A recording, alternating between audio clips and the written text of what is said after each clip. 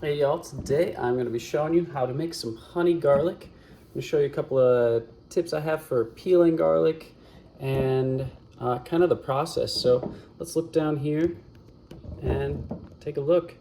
So first thing you got to do is separate your garlic, each little clove from the you just gotta separate it.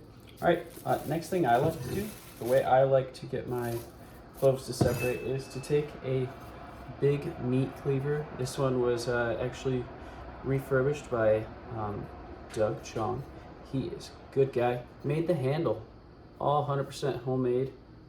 It's awesome. So I take that and I get the garlic under, just give it a little tap, and that breaks the outside. I already hit these ones, so let's take a couple more. Usually I try and get a big bunch of them, lay them out, go through, just give them some good taps here. What that does is kind of breaks them up just a little bit so that the skin will peel off. They'll peel a lot easier. I want to be careful so they don't go flying. Don't want to hit them too hard, all right? Just move you back just a little farther and tilt you up just a hair. All right, maybe then you can see me and the garlic. Beautiful. Next step, what I do is I get my hands and I always hold the garlic upside down. Makes it much easier, okay? Get my fingernail and I go right in. Sometimes I use it just to cut a tiny bit and I peel it around. All right.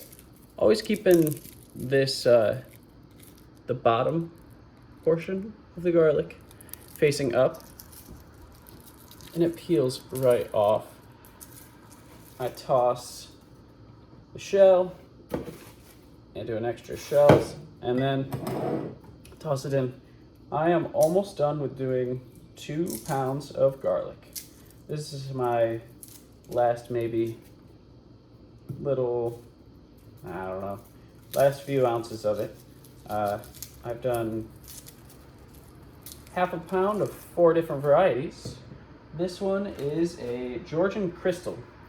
We're just gonna try 4 different varieties this year. I'm doing a quart of honey garlic for each variety.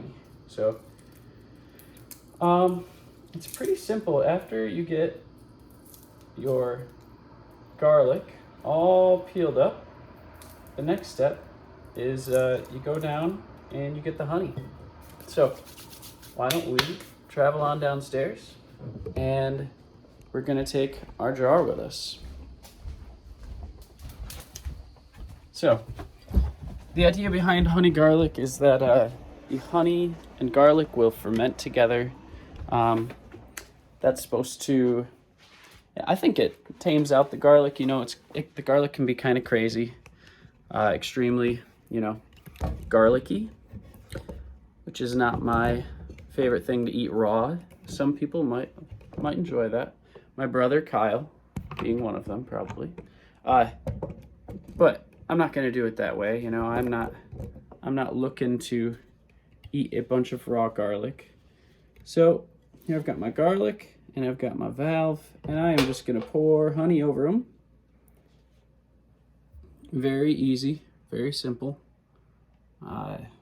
Maxent bottling tank works great. As you can see, I'm in my wonderful honey workshop slash laundry room.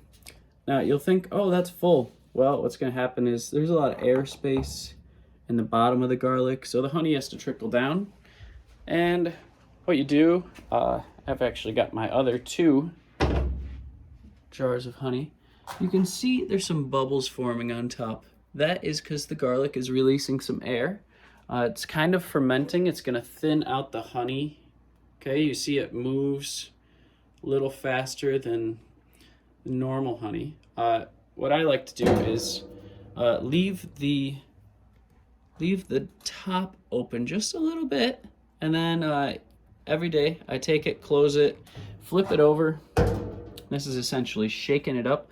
The garlic will all float to the top in a few minutes. I come back and then I flip it back. And that will coat all of the garlic with honey.